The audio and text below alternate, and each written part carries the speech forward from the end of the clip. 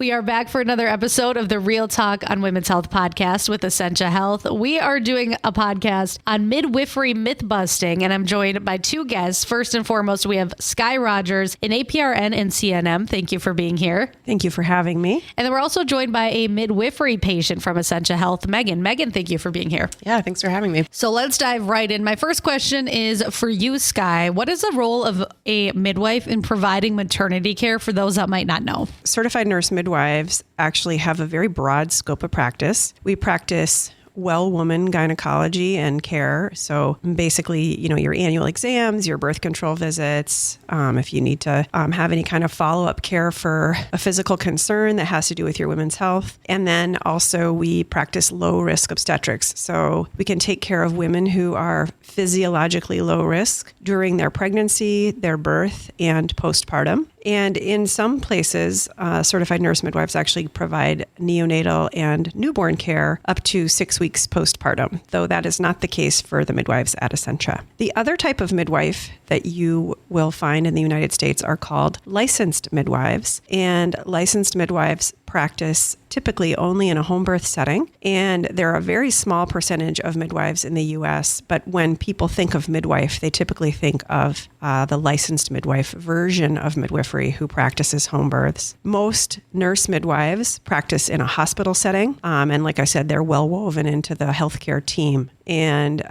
there are nurse midwives who do practice home births or freestanding birth center birth. But at Essentia, we have a really cool scenario where we have essentially what's called a side-by-side birth center, which is our midwifery suites. And those are sort of right on the same floor as the regular labor and delivery unit. And so if you desire a low intervention, low risk midwife supported birth, you can have one right there on the labor unit or adjacent to the labor unit. But then should a high risk emergency occur or develop any kind of scenario wherein you need MD assistance, we're right there and we can transfer you next door to the regular labor and delivery suites. So what are some common misconceptions or myths about midwifery care that you often encounter? Like to the average person like me who maybe has never given birth, what are some things that you hear are misconceptions or myths maybe? Yeah, it's a good question. I think the vast majority of the myths come from the assumption that midwifery is only a home birth practice or that midwives attend home births. In fact, 98% of all midwifery delivered babies are delivered in hospitals. In some states, midwives in hospitals deliver up to 20% of all babies born in the state. And so we're really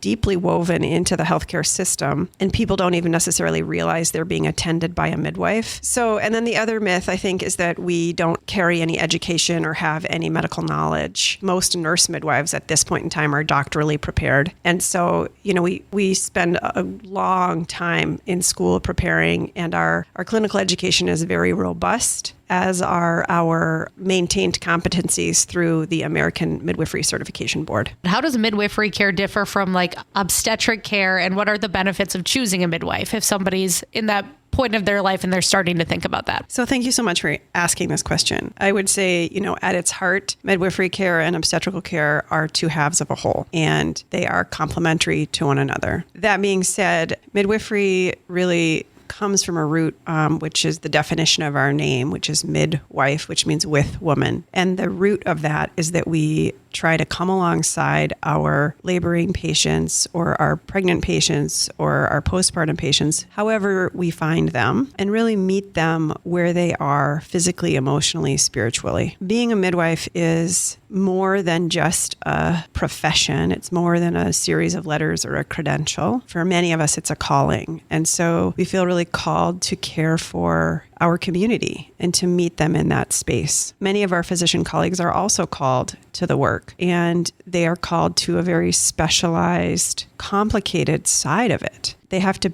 balance and carry many patients at a time. They have to balance and carry many high-risk diagnoses. And so our physician colleagues really are holding, if you will, they're the ones where the buck stops with them. So they are holding the life of our patients in a way that is really complex and challenging. And for many of them, what that means is that in order to balance all that, they have to take that extra step back to be able to remain objective. And as midwives, we are privileged to not necessarily have the buck stopping with us in that sense, because we always have that physician backup behind us if we need it. And that allows us just to come in a little closer and to just hold that person's emotions, their story, their pain, their joy, just to hold it all a little closer with them. It's not to say that we are not aware of when something becomes abnormal or requires intervention by one of our physician colleagues. But for people who really need that additional holding or that additional closeness, we can provide that, because that is a hallmark of what we do. So you kind of touched on this because you guys are there during pregnancy, labor, and postpartum. So can you kind of take me through what services you offer and support during first pregnancy, then labor, then postpartum? Sure. So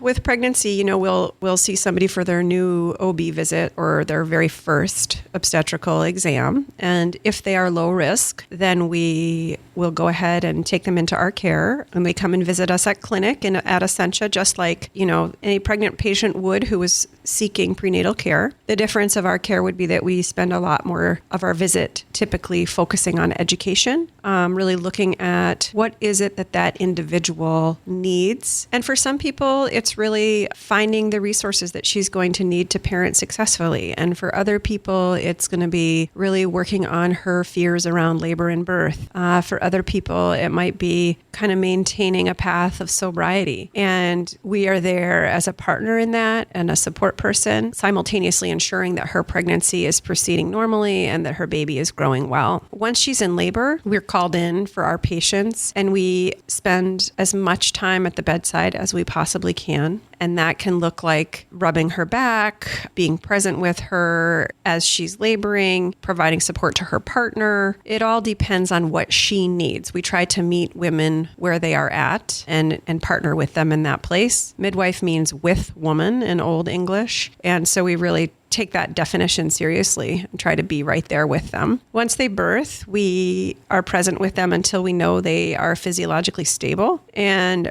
once they're stable, then the nurse will take over care. You'll have a nurse throughout your labor with us as well in the hospital and in our side-by-side birth center at the hospital. But we won't leave the unit or go home until we know you're out of danger of bleeding too much, or, that you and your baby are both doing well. So for somebody who's listening to this podcast that wants to get a midwife, what qualifications and certifications should they be looking for when selecting one? So I'm so glad that you've asked this question, because I think there is so much misinformation about midwifery out there. And it's just really of paramount importance that women who are choosing midwives, really women who are choosing any care provider, are able to assess the knowledge level, the training level, and the core competencies of that provider. Whether that person is a chiropractor, a midwife, a physician, a nurse, a housekeeper, we need to know that we are getting what we're signing up for. So it's very important for birthing families, birthing women who desire a midwife, to know that their midwife is both licensed and certified, because the licensure process is only enabled by somebody undergoing and passing a very rigorous training program. And that can be a certified nurse midwife, rigorous training program, or it could be a licensed midwifery training program. Then the certification process is where the certifying body or the midwifery board provides ongoing testing to ensure that that person who completed a program maintains their competencies. So in the setting of certified nurse midwives, we are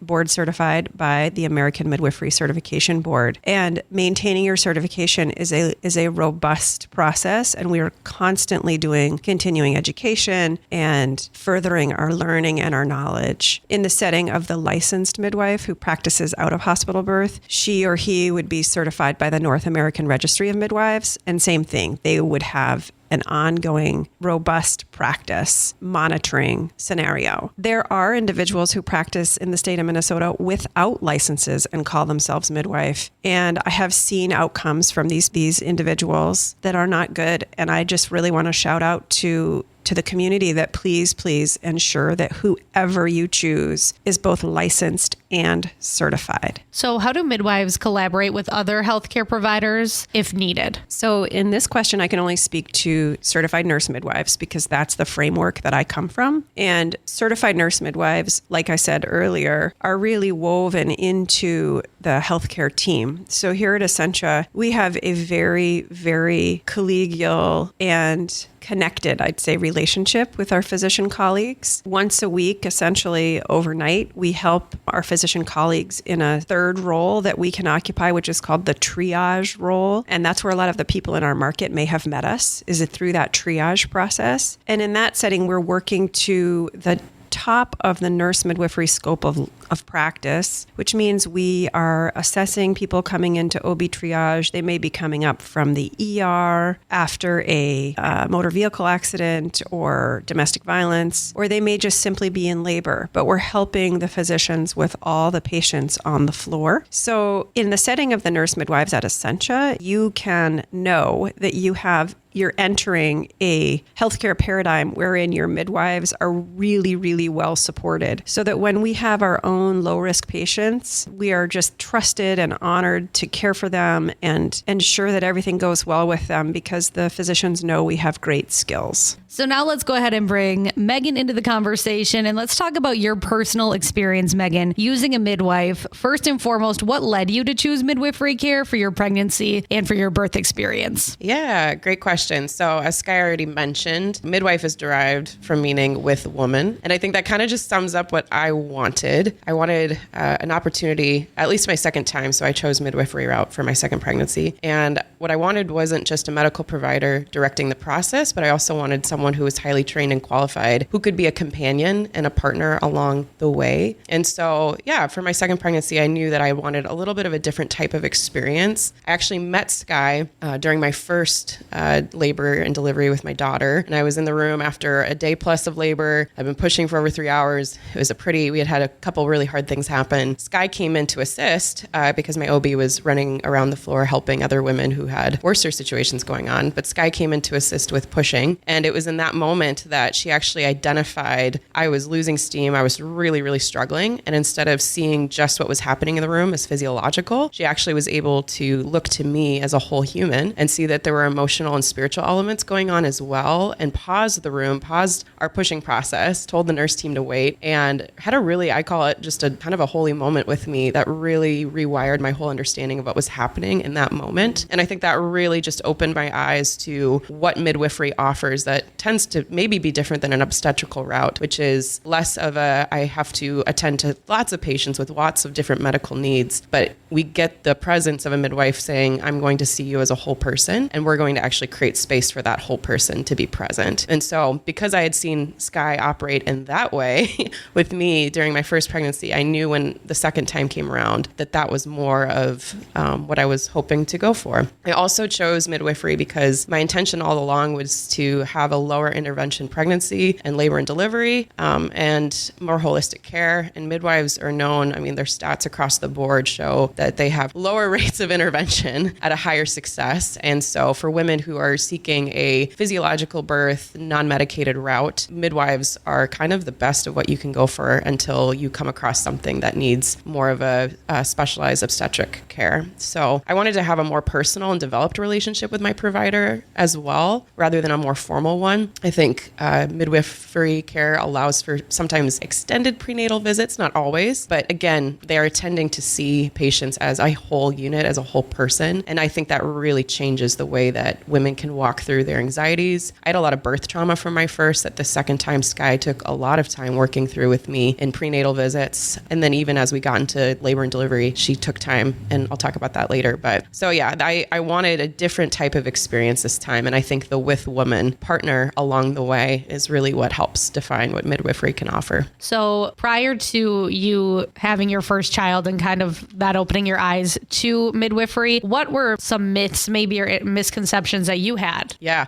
So Sky actually kind of already named some of them. I remember when I became pregnant with my first daughter, I knew nothing about who to choose as a provider. It was a little overwhelming, but I think the way that I saw options or understood the medical world was, well, a doctor obviously seems more certified and more knowledgeable, and you kind of want the most knowledgeable person in the room when you are about to do one of the craziest things you'll ever do in your life. And so I saw midwifery as kind of maybe less popular route, or for a different type of patient that had a specific thing in mind. I didn't know what that thing would be. Sometimes I think it can get the myth of more crunchy route. So I think if people are nervous about that, if that's not what their leanings are toward, they want to go with an obstetrician. And like Sky has already mentioned, there's so many different types of like what midwifery can offer. So when I think of a midwife, I think of, okay, they're there during labor, but can you tell me about your experience as a whole from pregnancy, labor, and then even postpartum, how a midwife, Sky, played into that for you? Yeah. So little contextual backstory to myself. Both pregnancies I've suffered with a condition called hyperemesis gravidarum, which is basically severe nausea and vomiting. Take your typical morning sickness that we often hear about, but up that times who knows how much. And my first one was really, really rough. And then my second one was far worse. And so Sky actually was really integral of being an ally, but also being an advocate for me during that space, making sure I had infusions, making sure I was getting hospitalized when I needed to be. And so she came alongside, not just in the treatment, but also in the personal care and kind of, emotional and mental care during that really, really excruciating process. Even in labor and delivery, I saw just that side of her come out when some of that trauma was coming back up. And I don't know what other kind of provider sits on a floor with their patient, hugging them, and helps coaching them into the next phase of what they need to do with releasing and letting their body do the thing it was created to do in the delivery room. And I think too, another thing that I experienced differently was that she, just the space to not only, you're getting all the normal prenatal stuff you would be getting with an OB, and you would maybe get a little more of the personal level because there's just more space for that, I believe. You're getting that personalized care in the delivery room. There was one point where I think most providers would have wanted to get me on what's called Pitocin to get my contractions going because I was stalling out, and I really wanted to avoid that, but I was starting to lose hope that that would be possible. And then Sky comes in with knowledge from her midwifery care settings in the past of let's wrap your belly and bind you tightly and see if that helps your uterus and your contractions and gets labor going. And sure enough, I naturally went into intense labor within an hour of doing that. And then I think about postpartum, her coming to the room, right after I delivered to do a quick debrief and let me go with baby, and then coming back a day and a half later to do a full debrief. I think we spent quite a bit of time together just walking through the entirety of what happened in that room from her perspective and from mine. And I just think that is something that is so beautiful and so unique to helping women understand their birth stories and celebrate them. And even just when I look at studies of how we undergo trauma and how women undergo birth trauma, and I think some of those early moments of processing and getting to actually work out and getting to hear what is true and what is not true, and getting to already start piecing together what happened, what didn't happen, I think is just absolutely paramount for long-term health. And Sky really provided that in a way that I had just never seen done in any other aspect of my prenatal and postnatal care. So I think it's safe to say that your relationship with Sky impacted your overall experience giving birth in a positive way. Yeah, for sure. I mean, I healed this round. I had a pretty rough go on my first child, love her to death, but I healed from a lot of trauma, I would say. And I don't use that word lightly. I know a lot of people, we use that word quite often now. And mind you, I loved my OB. My OB is amazing. She was as wonderful as you can get, so good at her job, but her job requires her to be a specialist for so many women. And that means sometimes that there's less bandwidth. And I feel like I was on a team when I got to be with the midwives because I knew who my midwife was going to be. So even if Sky hadn't been able to attend my birth, I knew that who the other midwives were, because the way that they do appointments is that they shuffle through. So you're never going to get into a situation where you're not going to know who's going to be attending your birth if your primary midwife is not on call, which is really unusual because a lot of times women find themselves in positions in a hospital setting where their doctor's not on call, and you have zero idea who might be coming in to assist you, which can kind of cause some fear or anxiety. And so it was amazing to see the synergy between her and even I had a doula this time around. And I really felt like we were on a team, and that can be hard to come by with certain providers, the trust in bringing an outside advocate in like a doula. But Sky and the midwives are so well trained to be able to work in synergy with teams as well. And so, it was amazing to see kind of how that played out. What advice would you give to other women who are maybe considering midwifery care or maybe that have doubts about it? What's some advice that you'd give them, Megan? I think I would say for every woman who's preparing to birth the human being. It's one of the most beautiful things you'll ever get to do and participate in your life, I believe. And I think every woman owes it to themselves to take into account what kind of birth experience they are hoping for. There's a lot that you can find now in our digital age about what birth should look like, shouldn't look like, all you should be doing to prep, what you shouldn't be doing to prep. And it can be so overwhelming to be inundated with so many resources at a time where we've never been more resourced, I say that in quotes,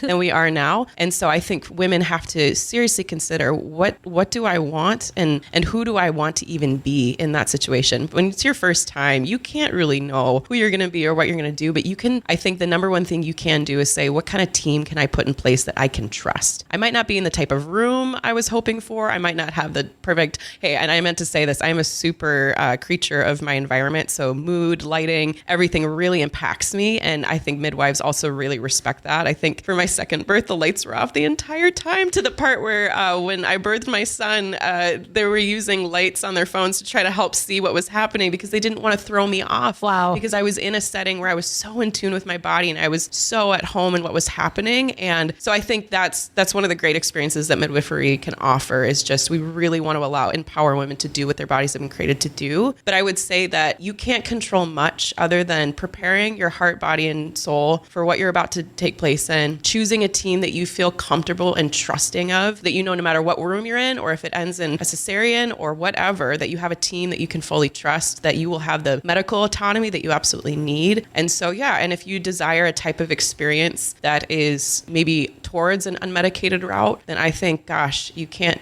really do better than a really fantastic midwife setting. And so, yeah, I would just encourage women to really take into account what kind of experience do I want to have, and then go from there. So as we sort of start to wrap up now, I'm going to ask a few more questions for both of you. You can both jump in. How can healthcare providers and midwives work together to dispel myths or even promote accurate information about midwifery care? Well, I think it's important to note that midwives are healthcare providers. And, I think one of the sadnesses that I have is that the American College of Nurse Midwives, which is my professional organization, has really done, on the one hand, a fantastic job passing legislation and getting us into hospitals across the 50 states. But we've done a very poor job with PR. So PR has been left to people who have access to our nimble internet and who maybe don't really know who we are or what we're about. So, I think it's a matter of consumers just informing themselves about who's out there. Nurse midwives already work really well within the healthcare system. And I think Essentia is a wonderful model of that. I've been a nurse midwife for 16 years. I've practiced in 3 different healthcare systems. And nurse midwives, we have great outcomes, very, very excellent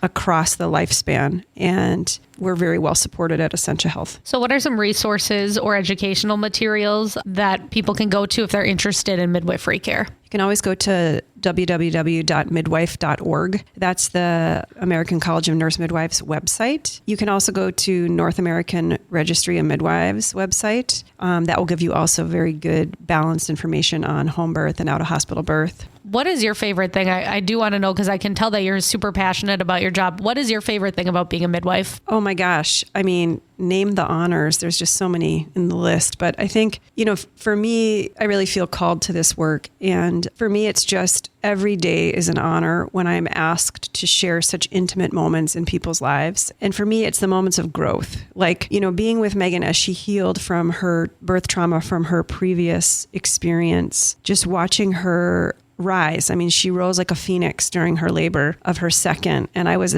able to be there in the triage role in her first labor. And I remember the moment that she and I spoke, and just being able to watch somebody through those moments of transformation where they move from a place of smallness in their being into a place of power, for me is I just feel so honored to be able to witness that. And so, that's why I do this work. It's to be present with people as they take those steps. And that power is not mine to hold, and it is not mine to give. I just am there as somebody at the portal to help people find the key to access their own power. Absolutely. Well, Megan, thank you so much for coming and being on this podcast as a midwifery patient from Essentia Health. And another big thank you to you, Sky Rogers, APRN and CNM from Essentia Health. I learned a lot, and I'm so glad we got to talk about midwifery myth busting on this episode of the Real Talk on Women's Health podcast with Essentia Health.